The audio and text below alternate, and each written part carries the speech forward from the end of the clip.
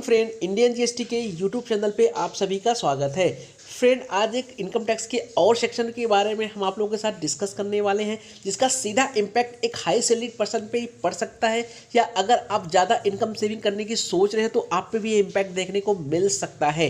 Friend, अगर आप लोग मेरे चैनल पे नए हो तो चैनल को सब्सक्राइब कर लीजिए, बेल आइकॉन को फ्रेंड यहाँ पे प्रेस कर लीजिए। जैसा कि आप लोग को पता है कि इस बार बजट में इनकम टैक्स में जो भी अमेंडमेंट किया गया है उसकी पूरी सीरीज़ यहाँ पे हम चला रहे हैं। हर दिन एक सेक्शन पे आप लोगों के साथ हम डिस्कस करते रहते हैं, और ऑलरेडी जीएसटी में जो मेजर अमेंडमेंट हुए थे उससे रिलेटेड हमने वीडियो बना दिया है, आप प्लेलिस्ट में जाकर देख सकते हो। तो चलिए दोस्तों, स्टार्ट करते हैं आज का अपना वीडियो। हम बात करने वाले हैं इनकम टैक्स एक्ट के सेक्शन 10 के बारे में।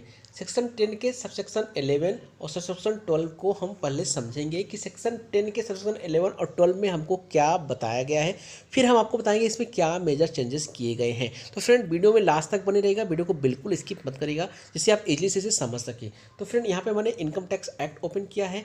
यहाँ पे आपको हम दिखा दें सेक्शन 10 पहले क्या बताता है।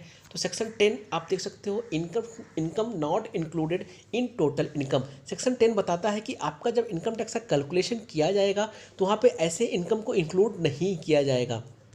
तो फ्रेंड, हम इजी शब्दों में अगर बताने की कोशिश करें आप लोगों को, तो यहाँ पे जो इनकम बताई गई है सेक्शन 10 में, ये इस पर 100% टैक्स फ्री है, मतलब ये फुल्ली एग्जेम्प्टेड है, इस पर एक भी रुपया टैक्स चार्ज नहीं किया जाता है। तो फ्रेंड, लेकिन सब सेक्शन 11 और सेक्शन 12 में कौन सी इनकम बताई गई है जो कि 100% एग्जेम्प्टेड है, पहले हम वो रीड करते हैं।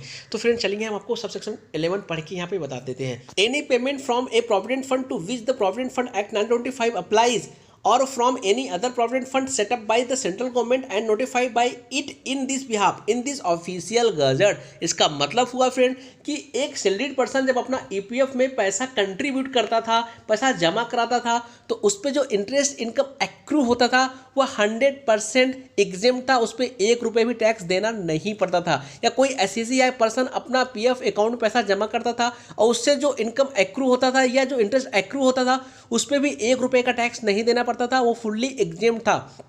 लेकिन फिर अभी उन्होंने कुछ कंडीशंस के साथ, इसमें ये कुछ कंडीशन के साथ ये बोल दिया है कि अब आपको टैक्स पे करना पड़ेगा। लेकिन पहले पढ़ते हैं सबसेक्शन 12 में क्या बोला गया है, फिर आपको वहाँ पे रीड करके बताते हैं कि कौन से कंडीशन के साथ आपको टैक्स पे करना पड़ सकता है। तो चलिए हम सबसेक्शन 12 पढ़ते हैं। सबसेक्शन 12 में बोला गया, the accumulated balance due and becoming payable to an employee participating in a recognized provident fund to the extent provided in Rule 8 of Part A of the 4th Schedule। भैया, अगर आप recognise provident fund में पैसा अभी तक जमा कराते थे, उस पर जो इंटरेस्ट एक्रू करते थे वह भी 100% एग्जेम्प्टेड था, फुल्ली एग्जेम्प्टेड था, उस पर एक भी रुपये टैक्स चार्ज नहीं किया जाता था। लेकिन गवर्नमेंट ने अब यहाँ पे कुछ कंडीशंस डाल दिया है, अगर ये कंडीशन आप क्रॉस कर जाते हो तो अब आपको टैक्स पे करना पड़ेगा। चलिए हम रीड करते हैं। Class 11 the following provision shall be inserted provided that the provision of this class shall not apply to the income by way of interest accrued during the previous year in the account of a person to the extent in relates to the amount or the aggregate of amount of contribution made by the person exceeding 2,50,000 rupees in any previous year in that fund on or after the first day of April 2021 and computed in such manner as may be prescribed। इसका मतलब क्या हुआ friend? कहने का मतलब ये है, किसी फाइनेंशियल ईयर प्रीवियस ईयर में अगर आपने अपने ईपीएफ के अकाउंट में 2.5 लाख से ज़्यादा का, ईपीएफ के अकाउंट या पीएफ के अकाउंट में 2.5 लाख से ज़्यादा का अगर आपने कंट्रीब्यूशन कर दिया या जमा करा दिया, तो इस केस में 2.5 लाख से ज़्यादा जितना आप जमा कराओगे उस पर जो इंटरेस्ट एक्रू होगा उस पर अब आपको टैक्स देना पड़ेगा, वह इंटरेस्ट टैक्सेबल मान लिया हो जाएगा। यहाँ पे उसको आपको टैक्स पे करना पड़ेगा। अब बोलोगे सर नहीं समझ में आया, फिर मैं आपको समझाता हूँ। फ्रेंड, किसी भी ईपीएफ या पीएफ अकाउंट में अगर आपने 2.5 लाख से ज़्यादा, ये हम मान लेते हैं कि आपने 3 लाख रुपये जमा करा दिया है पूरे साल में, तो फ्रेंड इस 3 लाख रुपये, 2.5 लाख रुपये पे जो इंटरेस्ट आपको मिलेगा, इस 2.5 लाख वाले इंटरेस्ट पे आपको पेमेंट नहीं करना है, टैक्स का पेमेंट जमा नहीं कराना है। लेकिन जो ये 50,000 बच जाएगा, मतलब 3 लाख में से 2.5 लाख हम माइनस करेंगे, जो 50,000 का आपका पैसा है इस पर जो इंटरेस्ट मिलेगा, इस इंटरेस्ट पे आपको टैक्स भरना पड़ेगा।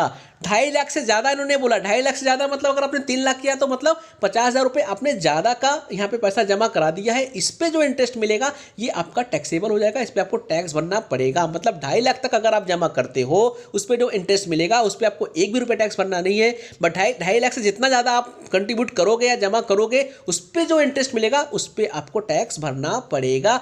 एज मैदर में भी प्रेस्क्राइब, मतलब अभी रूल नहीं बताया गया है, रूल बता दिया जाएगा। अब फ्रेंड हम पढ़ते हैं सबसेक्शन 12। सबसेक्शन 12 में क्या बताया गया दोस्तों सबसेक्शन 12 में भी सेम चीज़ें ही बताई गई है। Provided that the provision of this clause shall not apply to the income by way of interest accrued during the previous year in that account of a person to the extent it relates to the amount aggregate of amount of contribution made by the person exceeding 2,50,000 rupees in any previous year in that fund। दोस्तों same इसमें भी यही बताया गया कि अगर आप recognise provident fund में 2.5 लाख से ज़्यादा का जितना आप जमा कराओगे उस पर जो इंटरेस्ट मिलेगा वह क्या हो जाएगा, टैक्सेबल कर दिया जाएगा, उस पर आपको टैक्स भरना पड़ेगा। ये कब से इफेक्ट में आने वाला है फ्रेंड, ये आप देख सकते हो, ये इफेक्ट में आने वाला है, आप देख सकते हो 1 अप्रैल 2022, 1 अप्रैल 2022 से ये इम्पैक्ट में आ जाएगा, ये इफेक्ट में आ जाएगा। इसका मतलब हुआ फ्रेंड कि असेसमेंट ईयर 2022-23 का जब आप रिटर्न फाइल करोगे तो उस समय आपको ये देखना पड़ेगा कि भैया जो 21-22 में आपने जो जमा कराया है ईपीएफ में या पीएफ अकाउंट में अगर 2.5 लाख से ज़्यादा जमा करा दिया है तो जितना जमा कराया है उसमें जो इंटरेस्ट आया है उस पे आपको टैक्स भरना पड़ेगा। तो इसमें ईयर 22-23 के लिए ये चीज़ें आपको ध्यान में रखनी पड़ेगी। ये एक बहुत ही बिग इंपॉर्टेंट अपडेट था दोस्तों जो मैं आप लोगों के साथ शेयर कर दिया। तो दोस्तों अगर वीडियो अच्छी लगी तो लाइक कर देना, चैनल को सब्सक्राइब कर देना अगर चैनल पर नए आए हो, और दोस्तों बेल आइकॉन को भी प्रेस कर लेना जिससे लेटेस्ट नोटिफिकेशन आपको मिलता रहे। मिलते हैं दोस्तों फिर एक नए वीडियो के साथ, तब तक के लिए जय हिंद जय भारत।